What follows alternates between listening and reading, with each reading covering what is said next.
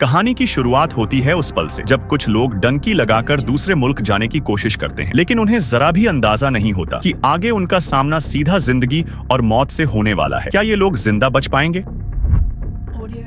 इस कंटेनर के अंदर बहुत सारे इल्लीगल पैसेंजर्स छुपे हुए थे, लेकिन जब कस्टम्स ने चेक किया तो कंटेनर बिल्कुल खाली निकला। ऑफिसर समझ गया कि बॉक्स को अंदर से मॉडिफाई किया गया है। उसने एक ऑफिसर को कंटेनर के अंदर भेजा और खुद बाहर खड़ा हो गया। फिर उसने गोली चलाने का ऑर्डर दिया। जैसे ही गोली स्टील पर लगी, सब कुछ साफ हो गया। ऑफिसर वापस आकर वार्निंग देता है, खुद बाहर आ जाओ वरना फायरिंग शुरू हो जाएगी। अंदर छुपे लोग जानते थे, बाहर आए या न आए, मौत पक्की है। मिया को ऊपर थोड़ी सी जगह दिखती है, वो चुपचाप ऊपर चढ़ जाती है। ऑफिसर का सब्र टूट जाता है।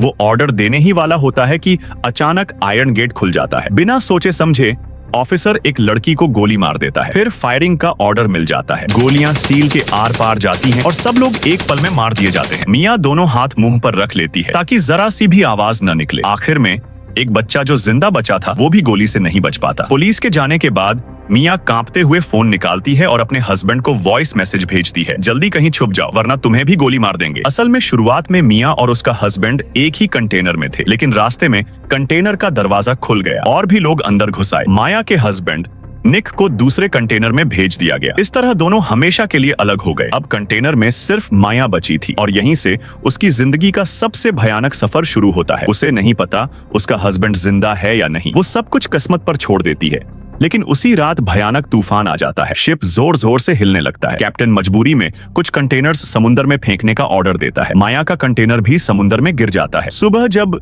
मिया गोली के छेद से बाहर देखती है तो हर तरफ सिर्फ समुद्र ही समुद्र होता है। वो हस्बैंड को कॉल करना चाहती है, लेकिन फोन की स्क्रीन टूट चुकी होती है। बैकअप फोन निकालती है पर पासवर्ड याद नहीं होता। सबसे बड़ी टेंशन ये होती है कि उसके पेट में बच्चा काफी देर से हिल नहीं रहा। समुद्र का पानी धीरे धीरे अंदर आने लगता है। मिया बॉक्सेस खोल खोल कर सामान ढूंढती है। एक बॉक्स में प्लास्टिक के डिब्बे, दूसरे में जैकेट्स, तीसरे में LED टीवी, लेकिन खाने पीने का कुछ भी नहीं। वो टेप से पानी के छेद बंद करती है। तभी बाहर से चीखने की आवाज आती है। वो देखती है कि निक वाला कंटेनर नंबर 107 समुद्र में डूब रहा है। कुछ ही देर में वो पूरी तरह गायब हो जाता है। टूट चुकी मिया चाकू निकाल लेती है और अपनी जान देने ही वाली होती है। तभी अचानक पेट में बच्चा हिलता है। यही एहसास मिया को मरने से रोक लेता है और मिया फैसला करती है कि वो अपने बच्चे के लिए जिंदा रहेगी। अगला दिन सर्वाइवल का होता है। सबसे पहले खाने का जुगाड़। लास्ट बॉक्स खोलती है, लेकिन फिर से सिर्फ प्लास्टिक बॉक्सेस निकलते हैं। वो गुस्से में डायरेक्टर और राइटर को गाली देती है, लेकिन टेप का सही यूज करके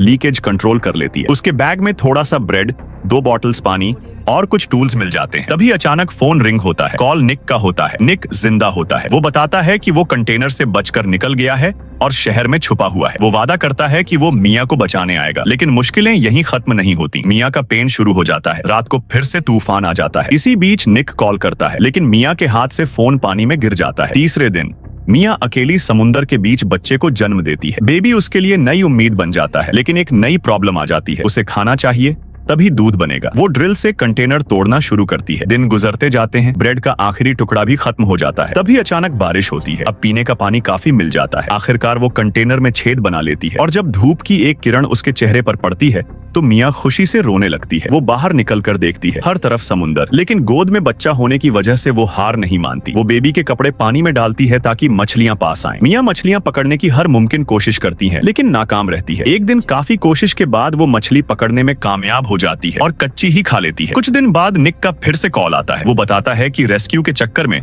उसे गोली लग गई है। ये उसका आखिरी कॉल होता है। निक के जाने के बाद मिया बिल्कुल अकेली रह जाती है। 20 दिन बीत जाते हैं। कंटेनर पूरी तरह डूब जाता है। मिया एक छोटी सी बोट बनाकर बेबी के साथ ऊपर रहती है। आखिर एक दिन 2 लोग उसे समुद्र में देख लेते हैं और रेस्क्यू कर लेते हैं। आखिरकार मिया जिंदा बच जाती है। शायद ये कहानी लॉजिक से परे हो, लेकिन इतनी बहादुर माँ क्या एक अच्छा एंड डिजर्व नहीं करती?